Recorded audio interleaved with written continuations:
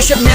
نشه منو دکتر سروش گنگی که قاطی خورد بالا آورد روش منو کدی برم ریسه تا خط رفتیم و بهنود بالا رفت به سلامتی گوش یکی بول مزه میخورد و مزه میپرون نخورده جک بری کردم سر و روش و مهاجرانی ریز نقش تلو میومد و سازگارا هم داد میزد علف من کوش نخمل وافم تو WC کسی ندید دیدیم پسر کوچیکی سروش دباغ رسید نمشسته دیدم که یه او دست تو جیب که عبدی گفت جا تیزی دیالوگ کن مرد تا بال خیر سرت مثلا درس خوندی جنتی بیشتر از تو میفهمه کمبی آقا چالنگی ملس تو حال خودش بود و بواتش لامصب میگیر آدم و حالا من و مجید و شهریار دست به کاریم ریست تو قلیون سروش وید میذاریم کشید یه پاک تو پاکس پاک رفت هوا گفت کجا بودم گفتم سر اسپینوزا بعد دو خط رو مولوی و حافظ اسکی کرد یه پاک دیگه زد و آبرماس چت کرد گفتم دو کی بخی تو رو جون مولا یه دهم واسه ما بیا از بانو همیرا خون واسه ما از خاطرات